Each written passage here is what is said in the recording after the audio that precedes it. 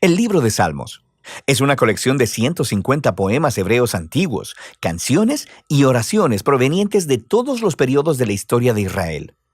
Muchos de estos poemas están conectados con el rey David, de hecho, 73 de ellos, y él era conocido como poeta y arpista. Pero hay muchos autores diferentes detrás de estos poemas. Tenemos los poemas de Asaf o los de los hijos de Coré.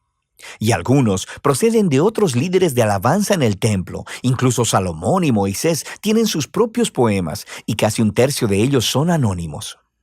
Ahora, muchos de estos poemas fueron utilizados por los coros que cantaban en el templo de Israel, pero el libro de Salmos en realidad no es un himnario. En algún punto del periodo, después del exilio de Israel en Babilonia, estos poemas antiguos fueron reunidos y acomodados intencionalmente en el libro de Salmos que ahora tenemos. Y este tiene un diseño y un mensaje bastante único, el cual no notarás a menos que lo leas de principio a fin. Ahora, para ver cómo está diseñado el libro de Salmos, lo más útil es, de hecho, empezar por el final. El libro concluye con 5 poemas de adoración al Dios de Israel, y cada uno comienza y termina con la palabra aleluya, que es una orden en hebreo para decirle a un grupo de personas que adoren a Yah, la versión corta del nombre divino Yahweh. Ese es un arreglo de 5 partes realmente bonito, y parece que alguien nos está dando aquí una conclusión para el libro. Así que nos invita a hacer la pregunta, ¿tiene el libro otras señales de diseño intencional? Si prestas atención a los títulos de los poemas, notarás que en 5 lugares los traductores de tu Biblia pusieron los títulos Libro 1, Libro 2, Libro 3, 4 y 5 en varios puntos. Y estos dividen el libro de Salmos en 5 grandes secciones. La razón para esto es que los últimos poemas en cada una de estas secciones tienen un final muy similar que luce como una adición editorial. Se lee algo como, bendito sea el Señor, el Dios de Israel, por los siglos de los siglos. Amén y amén.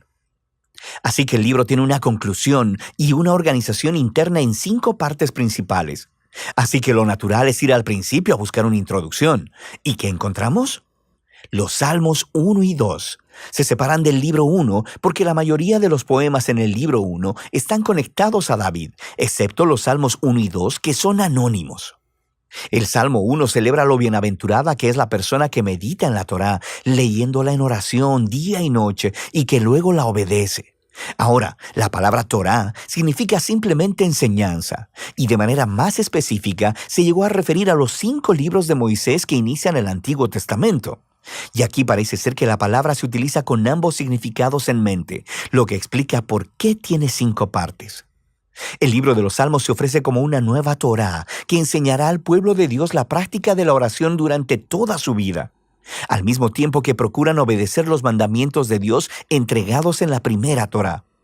El Salmo 2 es una reflexión poética sobre la promesa de Dios al rey David de 2 Samuel capítulo 7, de que un día un rey mesiánico vendría y establecería el reino de Dios sobre el mundo, derrotando la maldad y la rebelión en la nación.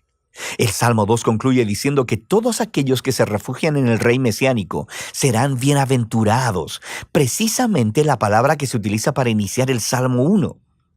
Y así, estos 2 poemas juntos nos dicen que el libro de Salmos está diseñado para ser el libro de oración del pueblo de Dios según ellos procuran ser fieles a los mandamientos de la Torá, mientras anhelan y esperan el venidero reino mesiánico. Ahora, con estos 2 temas presentados, podemos empezar a ver cómo los libros más pequeños también han sido diseñados alrededor de estas 2 ideas. Por ejemplo, el libro 1 tiene justo en el centro una colección de poemas, los Salmos del 15 al 24, que inician y concluyen con un llamado a ser fieles al pacto. Y luego, en los Salmos del 16 al 18, encontramos una representación de David como un modelo de esta clase de fidelidad. Así que él clama a Dios para que lo libere, y Dios lo enaltece como rey. Ahora, en el grupo de poemas correspondientes, los Salmos del 20 al 23, el David del pasado se ha convertido en una imagen del futuro rey mesiánico, quien también clamará a Dios.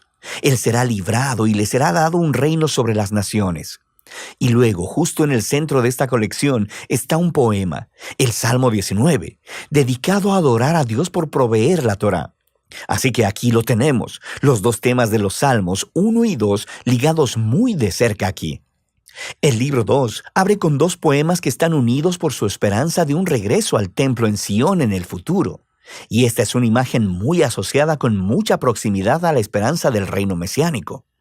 Luego, el libro 2 cierra con un poema que representa el futuro reino del rey mesiánico sobre toda la nación. Este poema es realmente asombroso porque hace eco de todos estos otros pasajes de los profetas acerca del reino mesiánico. Y concluye diciendo que este rey traerá el cumplimiento de la antigua promesa de Dios a Abraham sobre traer bendición de Dios a todas las naciones. El libro 3 también concluye con un poema que reflexiona sobre la promesa de Dios a David, pero esta vez a la luz del exilio de Israel.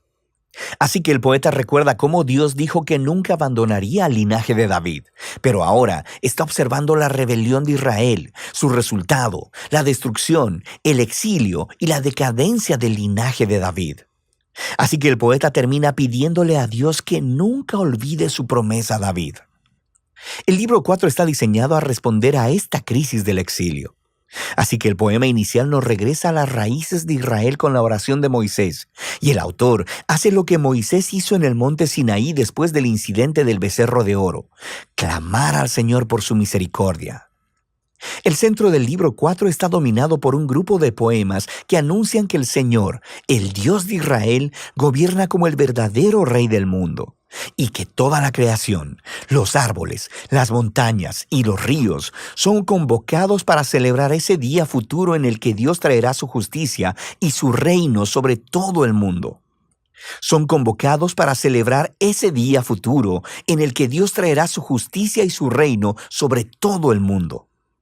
El libro 5 abre con una serie de poemas que afirman que Dios escucha el clamor de su pueblo y que un día enviará a su futuro rey para derrotar la maldad y traer el reino de Dios. Este libro también contiene dos colecciones más grandes, una llamada Hallel y otra llamada Cánticos Graduales. Cada una de estas colecciones concluye con un poema sobre el futuro reino mesiánico. Y estas dos colecciones, al unísono, sostienen la esperanza de una acción futura, similar al Éxodo, en el que Dios redimirá a su pueblo. Y luego, justo en medio de ellos, está el Salmo 119, el poema más largo del libro.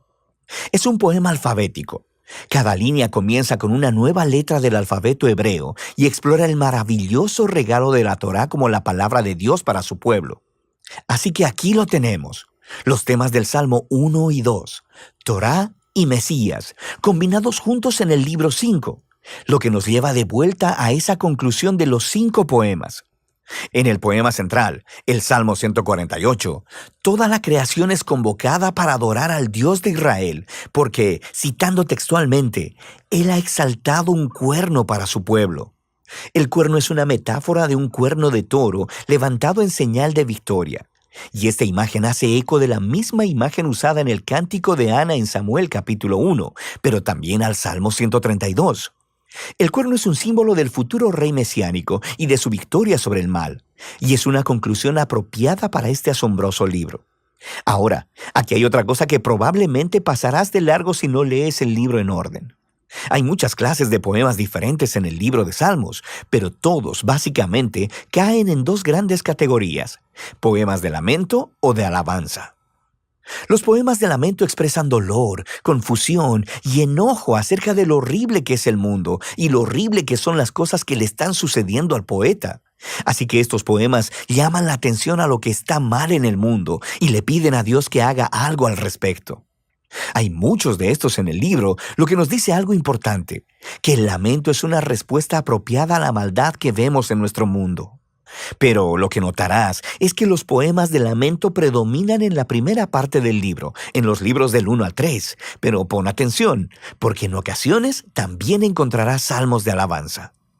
Los poemas de alabanza son poemas de gozo y celebración y llaman la atención a lo que es bueno en el mundo y recuentan las historias de lo que Dios ha hecho en nuestras vidas y agradeciéndole por ello. En los libros 4 y 5 notarás que los poemas de alabanza son más que los poemas de lamento, y todo culmina en esa conclusión de aleluyas en 5 partes. Este cambio de lamento a alabanza es profundo y nos dice algo acerca de la naturaleza de la oración, mientras esperamos por el rey mesiánico como el libro nos enseña a hacer.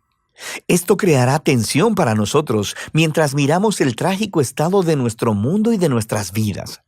Así que los salmos nos enseñan a no ignorar el dolor de nuestras vidas, pero también, al mismo tiempo, que la fe bíblica mira hacia adelante, mirando a la promesa del futuro reino mesiánico de Dios.